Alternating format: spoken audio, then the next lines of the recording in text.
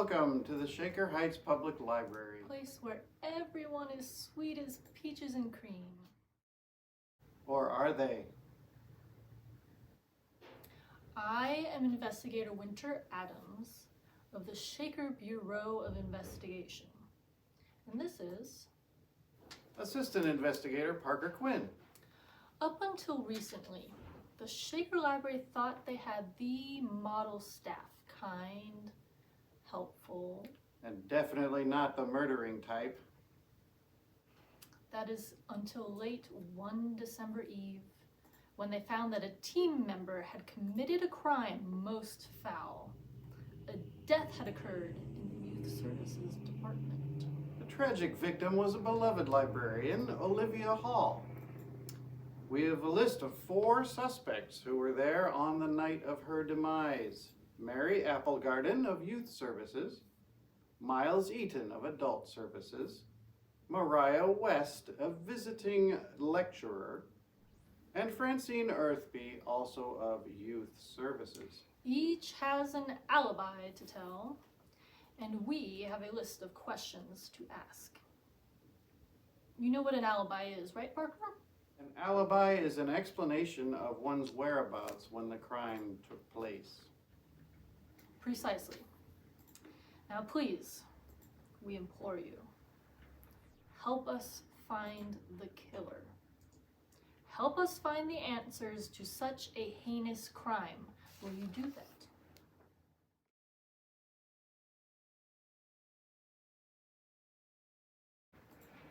Great! Here's what we know about Olivia Hall. She worked at the Shaker Heights Public Library as a children's librarian. She was known to be a little flighty, but overall good-natured. She was also known to be a big talker. She was friendly and tended to rope others into doing work projects with her. That is, until she jumped to a new idea, and from what we hear, there was a lot of jumping. That's what others have said, Parker. Let's stick to the facts. Right. On December 8th, 2020, around 7 p.m., Miles Eaton was walking into the west hallway trying to find the storage room. He opened a door but found himself in the wrong place. Instead, he was in the back office, used by the Youth Services Department. He turned away to find the right room, but caught the sight of a foot lying on the ground. When he walked inside, he found the body of Olivia Hall. Miles reached for a phone and dialed 911 to report the body. Once police arrived on the scene, they rounded up the other staff members and separated them into different rooms. After investigating the crime scene, they found scattered bits of torn up paper and scissors, a manuscript filled with red lines and a small note, a spilled cup of coffee, and a crumpled spreadsheet of picture book titles. From what police have noticed about the body, it seems she was hit on the head with a blunt object, causing her death.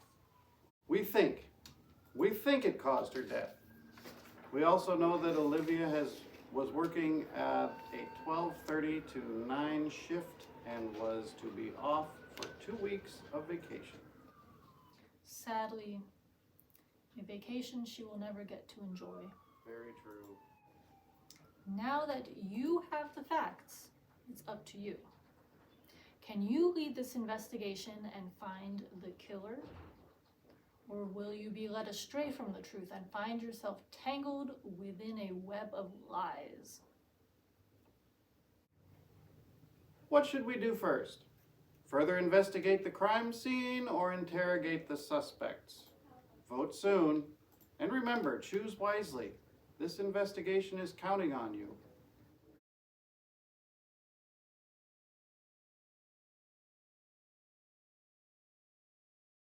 Claudia is a planner, so when she decides to run away from home, she carefully chooses her destination, the Metropolitan Museum of Art in New York City. What she doesn't plan on is uncovering a mystery surrounding an angel sculpture that may or may not have been created by the famous artist Michelangelo. Can Claudia and her brother Jamie solve the mystery which has stumped experts while hiding out in the museum? You can find out in this Newbery Award-winning book, From the Mixed Up Files of Mrs. Basil E. Frankweiler by E. L. Konigsberg.